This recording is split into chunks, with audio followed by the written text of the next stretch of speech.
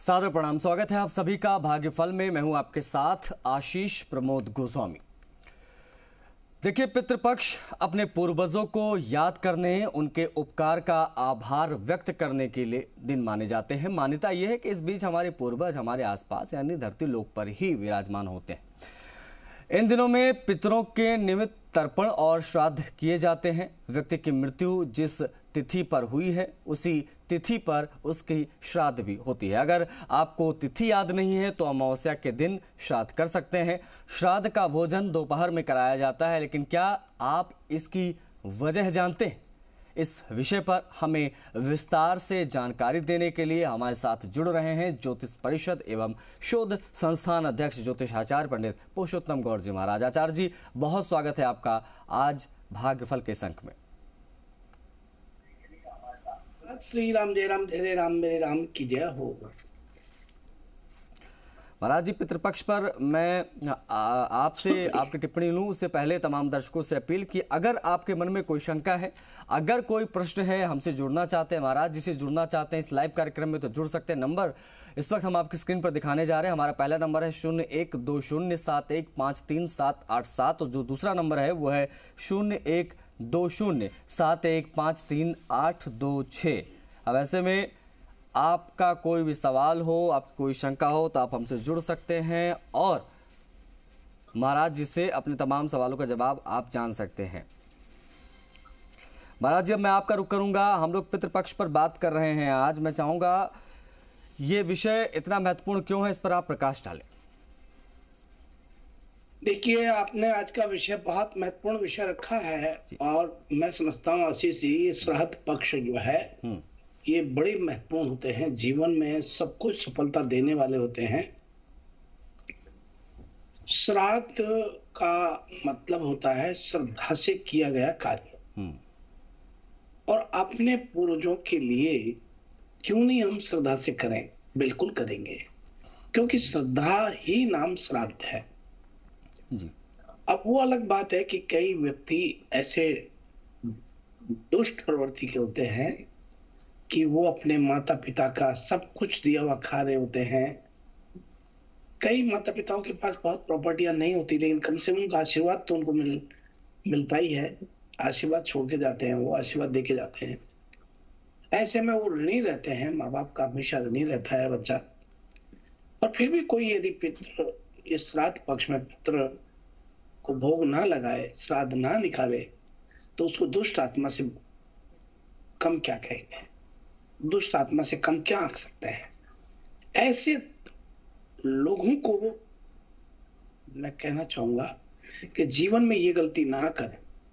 चाहे आप स्वयं एक टाइम भोजन कम कर लें, लेकिन अपने पितरों के प्रति श्राद्ध जरूर करें। पितरों का श्राद्ध, पितरों का तर्पण पितरों के लिए ये करना बहुत जरूरी है, क्योंकि घोर अंधेरे का समय आसुरी और नकारात्मक शक्तियों की प्रबलता पितृ के दौरान रहती है और ये जैसा होता है वैसा ही आपके घर में कर देते हैं। और जो लोग श्राद्ध इनका निकालते हैं, अपने पूर्वजों के प्रति श्रद्धा से 2, 5, 11, 21 ब्राह्मणों को भोजन कराते हैं। मैं समझता हूँ गायों को चारा देते हैं या चींटियों को, हजारों लाखों चींटियों के लिए भोजन देते हैं, स्वान को देते हैं, कौओं 2, 5, 10 कौओं को भोजन कराते हैं या 10, 20, 50 कौओं को भोजन कराते हैं। ये आपका जीवन आप स्वर्ग बना रहे हैं, क्योंकि पितृलोक में मृत्युलोक और देवलोक के बीच में चंद्रमा के ऊपर जो स्थिति होती है, जो आपने दोपहर की बात कही है, मैं उसकी बात कर रहा हूँ आशीष जी। तो ये मध्य समय जो है पितरों को समर्पित होता है, क्योंकि श्राद्ध के लिए भोजन जब आपको निकालना है, कराश निकालने हैं, तो दोपहर के समय निकालना चाहिए। सूरज की किरणों से ग्रहण करते हैं भोजन। दूसरी वजह से माना जाता है सूरज पूर्व दिशा से निकलता है, जो कि देवों की दिशा है। दोपहर के समय मध्य में पहुंच जाता है। ऐसी मानता है कि धरती पर पधारने वाले सभी पितृ सूरज की किरणों के जरिए श्राद्ध का भोजन ग्रहण करते हैं। क्योंकि दोपहर तक सूर्य अपने पूरे प्रभाव में आ चुका होता है, इसलिए दोपहर के समय पूर्वज के निमित्त किए गए पिंडदान और भोजन आसानी से ग्रहण कर लेते हैं। इस कारण श्राद्ध सबसे श्रेष्ठ समय दोपहर का होता है और सूर्य अस्त होने के समय, अस्त होने के बाद नहीं करना चाहिए।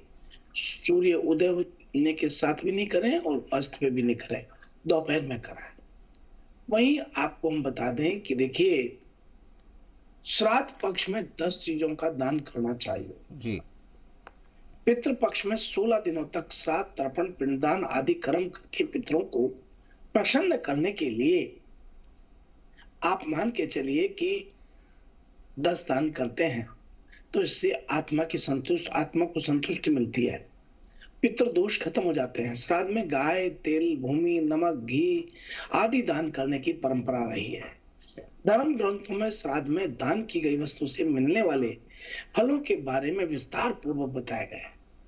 इसलिए धार्मिक दृष्टि से गाय का दान या गाय को चारा का दान सबसे श्रेष्ठ माना गया है। श्राद्ध में गाय का घी एक पात्र बर्तन में रख करके दान करना चाहिए। परिवार में शुभ और मंगलकारी का आह्वान होता है। अन्न दान, गेहूं का दान करना चाहिए। इसके अलावा कोई दूसरा अनाज भी दान कर सकते हैं। दान का संकल्प करना मनवांछित फल देता है। अगर आप आर्थिक रूप से संपन्न है तो श्राद्ध पक्ष में किसी कमजोर या गरीब व्यक्ति को भूमि दान करना चाहिए। आपको संपत्ति और संतान का लाभ होता है। सोने का दान कलह का नाश करता है, किंतु अगर सोने का दान संभव न हो तो सोने के दान से निमित्त यथाशक्ति धन दान करना चाहिए। इस दान में धोती और दुपट्टा सहित वस्त्रों के दान का महत्व बताया गया है। पितरों के आशीर्वाद और संतुष्टि के लिए चांदी का दान करना चाहिए, बहुत प्रभावकारी होता है। श्राद्ध के हर कर्म में तिल का महत्व होता है, इसलिए आप काले तिल जरूर जो है दान करें, विपदाओं में रक्षा करता है। पितरों की प्रसन्नता के लिए नमक का दान बहुत महत्वपूर्ण होता है, नमक का दान करना चाहिए। तो ये आशीष जी, इस प्रकार के दान भी करने चाहिए जी। और पितरों के प्रति श्रद्धा से दोपहर में आपको श्राद्ध निकालना चाहिए। सभी दर्शकों को आज हमारी यही सलाह है और यही आग्रह भी है, अपने पितरों के प्रति कोई भी चूक ना करें। अपने पूर्वजों की तिथि पर, मृत्यु तिथि पर आप श्राद्ध अवश्य करें। ऐसा हम श्राद्ध शुरू हुआ वहां से और अंतिम यानी 14 तारीख तक हम बोलते रहेंगे और आपको समझाते रहेंगे। बड़ी मंगल शुभकामनाएं। तो महाराज जी, अब कॉलर्स का रुख कर लेते हैं। तो जो भी कॉलर इस वक्त हमारे साथ कनेक्ट है वो जुड़ सकता है इस लाइव कार्यक्रम में और आपका जो भी प्रश्न है आप महाराज जी से पूछ सकते हैं। हेलो आचार्य, आपके चरणों में मेरा सत नमस्कार है। जय आयुष्मान श्री राम, जय राम, जय जय राम, मेरे राम की जय हो। आचार्य, 8 जुलाई 1954 सुबह 6 बजे का समय, जन्म स्थान है रतनगढ़ जी। तो आप ये बताएं कि ये श्राद्ध चल रहे हैं तो हम पूर्वजों की तरफ से बेल पत्र शिवलिंग पे चढ़ा सकते हैं? वो कितना अच्छा रहता है, क्या रहता है, इसके बारे में जानकारी दें। अवश्य चढ़ा सकते हैं, बेल पत्र भी चढ़ा सकते हैं और दान भी कर सकते हैं। कि मैंने आज आपको बताया कि 10 दान ऐसे हैं जो आपके पूर्वजों के प्रति होते हैं और पूर्वजों को बहुत मोक्ष की स्थिति में और वो प्राप्त होते हैं। वहीं आपको बता दें कि पूर्वजों की आत्मा की संतुष्टि के लिए और खुद की आत्मा की संतुष्टि के लिए 10 दान जरूर करने चाहिए, जो पूर्व मैंने अभी बतलाया था। और आप बेलपत्र भगवान को अर्पण कर रहे हैं, बहुत अच्छा है, बहुत मंगल शुभकामनाएं जी। चलिए अगले कॉलर, आपका जो भी प्रश्न है आप जुड़ सकते हैं, सवाल अपना महाराज जी से पूछ सकते हैं, समझ सकते हैं। महाराज जी राम राम, जय जय श्री राम। मनोज कुमार, श्री राम, जय राम, जय राम, मेरे राम की जय। महेंद्रगढ़ हरियाणा से मनोज कुमार, महेंद्रगढ़ हरियाणा से जी। बाबा, मेरे 2 सवाल हैं। एक है कि मेरा कुल देवता कौन है, मुझे मालूम नहीं है। एक इष्ट देव कौन है, एक सवाल ये हो गया। दूसरा ये है कि मेरी पत्नी को हिचकी बहुत ज्यादा चलती है, दवाई से कुछ इफेक्ट नहीं हो रहा। देखिए मनोज जी, आपको बहुत मंगल शुभकामना है। आपके इष्टदेव की पाल एक बात मैंने की थी, आपको याद नहीं है। हनुमान जी की आराधना करें, हनुमान जी का ध्यान करें, हनुमान जी की सेवा करें। क्योंकि हमेशा ये सभी दर्शकों के लिए बताना चाहता हूं कि जब भी आपको इष्ट देवता कुल देवता पूछना हो तो आपके लगन का जो स्वामी होता है वही आपका इष्ट देवता होता है। तो आपको बहुत मंगल शुभकामनाएं। हनुमान जी की सेवा करें।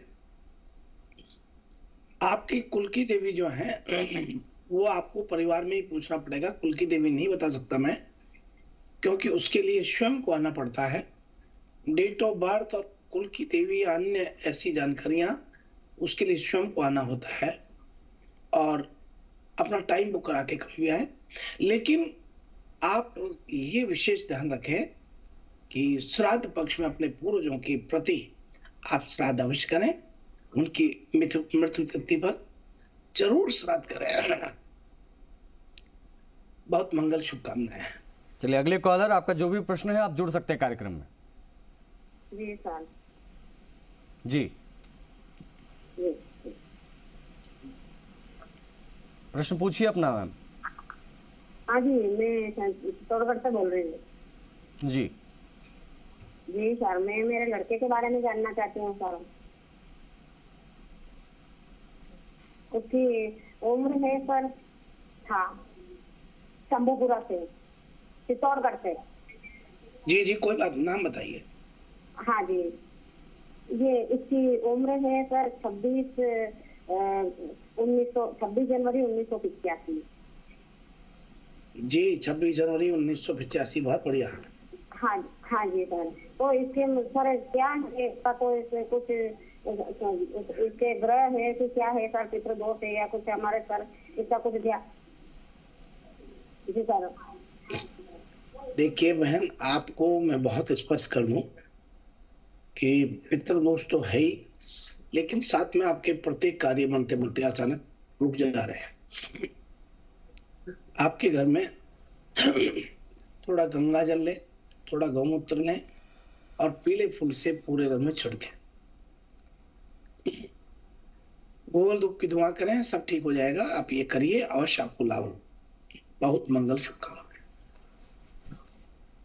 अगले कॉलर, आपका जो भी प्रश्न है आप जुड़ सकते हैं कार्यक्रम में। हेलो पंडित जी, राम राम। राम राम जी। हेलो, हाँ पंडित जी राम राम। पंडित जी मेरी डेट ऑफ बर्थ है 3/4/58, 3/4/58, 3/30, 3/4/58, 3/4/58। हाँ हाँ ये तो होगा जी। 3:30 AM, जी 3:30 AM। जी जी जी जी जी जी शहर बताइए, शहर। और हैदराबाद का जन्म है पंडित जी। क्या जानना चाहते हैं? और हैदराबाद का जन्म है, हैदराबाद। बहन जानना क्या चाहती हैं? पंडित जी मेरा प्रश्न है, मैं बहुत परेशान रहती हूँ पंडित जी, बहुत परेशान रहती हूँ पंडित जी। मैं मेंटली बहुत परेशान रहती हूँ पंडित जी। देखिए अब आपकी मैं जन्मपत्री देख रहा हूँ, यहाँ आपका बहुत स्पष्ट दिखाई देता है कि आपको मकर लगन और मकर में मंगल का उच्च का होना मानसिक असंतुलित होते हैं और गुरु चंडाल योग बन रहा है, जो कि आपको बहुत स्वास्थ्य खराब करता है। आप कृपा करके 7 प्रकार का अनाज, जौ, गेहूं, चना, मक्का, बाजरा, ज्वार, चावल अपने सिराने तांबे के बर्तन में रखें और सुबह पक्षियों को डालना शुरू करें। आपका नॉर्मल स्थिति होगा। बड़ी मंगल शुभकामनाएं। चलिए अंतिम कुछ कॉलर्स हम लेंगे, तो जो भी कॉलर इस वक्त कनेक्ट है फटाफट अपना सवाल आप पूछ सकते हैं। महाराज जी से जुड़ सकते हैं कार्यक्रम में। हेलो जी, मैं जयपुर से मंजू बोल रही हूँ। जी पंडित जी को नमस्कार। जी आयुष्मान। मेरा सवाल ये है कि हमारे मतलब मेरी बच्ची के दामाद हैं, 7 अक्टूबर 1992 का जन्म है, दिन में 12:15 जयपुर का। तो इनका आगे का मतलब भविष्य कैसा रहेगा, ये बच्चे कैसा जीवन व्यतीत कर पाएंगे, इनका क्या वो रहेगा, इनको सरकारी नौकरी मिलेगी या नहीं।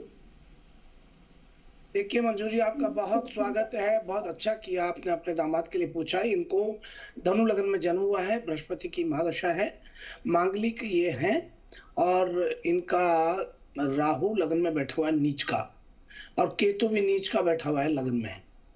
और यहाँ बहुत स्पष्ट बात है कि इनकी सरकारी नौकरी का योग पूरा बनता है। ये मेहनत करें, अवश्य सफलता मिलेगी। बृहस्पति इनका कर्म क्षेत्र में बैठा है, सूर्य भी बैठा हुआ है। सूर्य त्रिकोण का स्वामी होकर के 10वें भाव में बैठा है।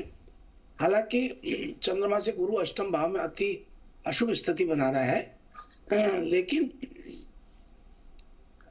आप कृपा करके और इनसे प्रतिदिन राम रक्षा स्तोत्र के पाठ करने के लिए कहें, अवश्य लाभ होगा।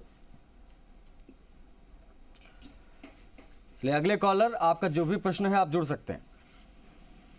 हेलो जी, हेलो गुरुजी, राम राम। राम राम जी। गुरुजी, मैं ये पूछना कि मैं उपाय आपके तो पूरे कर रही हूँ, जो भी आप बताया मैंने सब कर रही हूँ, कि गुरुजी मुझे फर्क तो पड़ता लेकिन ज्यादा नहीं पड़ता। अभी मेरे पथरी आ गई है, तो गुरुजी कोई ऐसे उपाय बताओ कि पथरी दवा से निकल जाए। और गुरुजी जी आपसे मिलना हो तो कैसे आए आपके पास? देखिए वो तो गूगल पे आप सर्च करेंगे, नाम आ जाएगा पूरा। लेकिन मैं दूसरी बात कर रहा हूँ, पथरी की बात जो है, इसके लिए आप ऐसा करें कि प्रतिदिन भगवान सूर्य को जल चढ़ाएं, हल्दी डाल के जल चढ़ाएं। ये नियमित रूप से कीजिए आप। और साथ में छाछ पीजिए बहन जी, आयुर्वेदिक औषधि है, खूब छाछ पीजिए आप, और हल्दी डाल करके सूर्य को जल चढ़ाना शुरू कराएं। और बाकी चीजें फिर किसी वैद्य से दवा लें। बाकी तो कोई बात नहीं, आप स्वस्थ और प्रसन्न रहने वाली हैं। कोई भी ग्रह ऐसा नहीं है जो आपको परेशान करे। बहुत मंगल शुभकामना बहन आपको। महाराज जी, अब राशियों को वक्त हो गया है, तो मैं चाहूंगा कि आज की राशियां क्या हैं इस पर आप जरूर प्रकाश डाल दें। तो आइए हम सबसे प्रथम बात कर रहे हैं मेष राशि से। आज मेष राशि के जातकों को मन बहुत परेशान हो सकता है। नौकरी में स्थान परिवर्तन के संयोग बन रहे हैं। परिवार से दूर रहना पड़ सकता है। खर्चों में वृद्धि होगी। रहन सहन कष्ट में रह सकता है। दूर रहना पड़ सकता है। वहीं रहन सहन आपका आज शाही तरीके से रहेगा, और क्षण में रुष्टा क्षण में तुष्टा की स्थिति बनी रहेगी। आपके मान सम्मान में आज वृद्धि के संयोग बन रहे हैं। और इसी क्रम में अगली राशि का रुख करते हैं, वृषभ राशि वाले लोगों के लिए आज धैर्यशीलता बनाए रखने के प्रयास में आपको रहना चाहिए। कारोबार में कठिनाइयों का सामना आज आपको करना पड़ सकता है। बौद्धिक कार्यों में मान सम्मान की प्राप्ति हो सकती है। आत्मविश्वास से लबोलेज रहेंगे। किसी मित्र के सहयोग से आय के स्रोत विकसित आज हो रहे हैं। स्वास्थ्य के प्रति सतर्क रहें।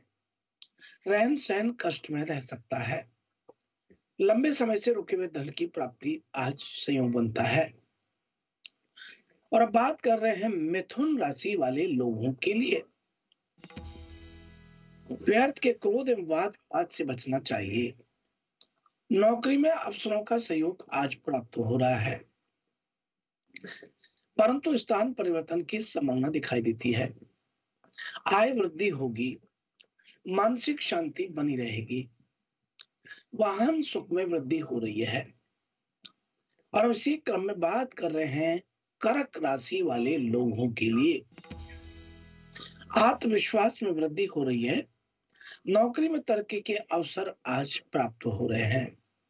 शासन सत्ता का सहयोग प्राप्त हो रहा है, परंतु किसी दूसरे स्थान पर आज आप जा सकते हैं। आज आपके भाई बहनों के सहयोग से कारोबार का विस्तार हो सकता है। और अब आइए हम बात कर रहे हैं सिंह राशि वाले लोगों के लिए। आज खर्चों की अधिकता बनी रहेगी। संपत्ति में वृद्धि हो सकती है। माता पिता का साथ आज आपको प्राप्त हो रहा है। मित्रों का सहयोग भी प्राप्त हो रहा है। आत्मविश्वास से लबोलेज रहेंगे। और अब इसी क्रम में बात कर रहे हैं कन्या राशि वाले लोगों के लिए। मन प्रसन्न रहने वाला है, पठन पाठन में रुचि बढ़ेगी, शैक्षणिक एवं शोधादि कार्यों में सफलता प्राप्त हो रही है, दाम्पत्य सुख में वृद्धि होगी, बौद्धिक कार्यों से आय के साधन बन रहे हैं, वाणी में सौम्यता बनी रहेगी, आत्मविश्वास से परिपूर्ण रहेंगे, क्रोध की अधिकता आज रह सकती है, पारिवारिक जीवन बहुत सुखमय बना रहेगा। और अब आइए हम बात कर रहे हैं तुला राशि वाले लोगों के लिए। व्यर्थ के क्रोध से आज आपको बचना चाहिए, पिता के स्वास्थ्य के प्रति सचेत रहें, खर्चों में वृद्धि होगी, वाहन सुख में वृद्धि हो सकती है, सेहत का ध्यान बनाए रखें, शृणय रुष्टा शरणतुष्टा का भाव मन में रहेगा। और अब बात कर रहे हैं वृश्चिक राशि वाले लोगों के लिए। आज मन प्रसन्न रहने वाला है, शैक्षणिक बौद्धिक कार्यों में सफलता प्राप्त हो रही है, वाहन रखरखाव में वस्त्रों पर खर्च आज बढ़ सकते हैं, माता पिता के स्वास्थ्य पर आज आपका खर्च हो सकता है, अनावश्यक वाद विवाद की स्थिति से बचना चाहिए। और उसी क्रम में बात कर रहे हैं धनु राशि वाले लोगों के लिए। आज क्रोध से बचना चाहिए, पिता के स्वास्थ्य पर ध्यान दीजिएगा, चिकित्सीय खर्च बढ़ सकते हैं, माता का साथ आज मिल रहा है, घर परिवार में धार्मिक कार्य हो सकते हैं, मानसिक शांति बनी रहेगी। वहीं बात कर रहे हैं मकर राशि वाले लोगों के लिए। आत्मविश्वास भरपूर रहेगा, नौकरी में अफसरों से व्यर्थ के वाद विवाद से बचें, कोई अतिरिक्त जिम्मेदारी प्राप्त हो सकती है, आय में कमी एवं खर्च अधिक की स्थिति बनी रहेगी, माता का सानिध्य एवं सहयोग आज प्राप्त हो रहा है। आइए अब बात कर रहे हैं कुंभ राशि वाले लोगों के लिए। आत्मविश्वास में कमी दिखाई दे रही है, परंतु वाणी में मधुरता बनी रहेगी, कुटुंब परिवार में मान सम्मान की प्राप्ति हो रही है, यात्रा पर जाने का कार्यक्रम आज बन सकता है, परिवार में तनाव की स्थिति आज रहेगी।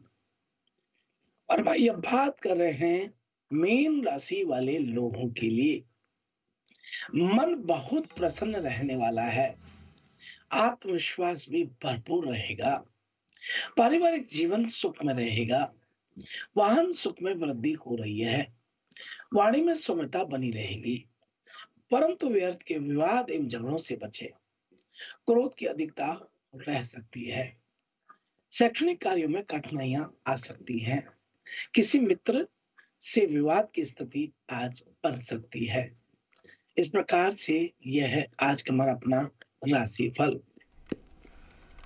महाराज जी बहुत आभार आपका, बहुत साधुवाद आपको। आपने आज के इस बेहद महत्वपूर्ण विषय पर, पितृपक्ष पर आज आपने अपने विचार रखे। महाराज जी एक छोटा सा प्रश्न मेरा और था, मेरे मन में था, मैं क्योंकि आजकल सोशल मीडिया में बहुत सारी चीज़ें चलती रहती हैं, इसमें मैंने कहीं देखा था, ये लिखा था कि श्राद्ध के दिन वही भोजन पकाना चाहिए जो हमारे पितरों को बहुत ज़्यादा पसंद था खाने में, इसका क्या तर्क है? देखिए आपने बहुत अच्छा बात कही है, ये बिल्कुल सही बात है कि जो आपके पितरों को पसंद है वो ही करना चाहिए और वो ही उनके लिए प्रिय उनको होने वाला होता है। इसलिए श्राद्ध में आप भोजन वो ही बनाएं जो आपके पूर्वजों की तिथि पर उनको पसंद था, यानी उनको जिसका दादाजी को जो पसंद था, पिताजी को जो पसंद था, जिसको जो पसंद था वो ही आपको बनाना चाहिए। ठीक है महाराज जी, बहुत आभार, बहुत साधुवाद एक बार फिर से आपका। आपने आज के इस विषय पर अपनी बात रखी, राशि बताई, बहुत आभार आपका जी। सुप्रभात, श्री राम जय राम, जय रे राम, मेरे राम की जय हो। चलिए महाराज जी के इन्हीं शब्दों के साथ भाग्यफल में आज के लिए बस इतना ही। हम सभी को आज्ञा दीजिए, नमस्कार।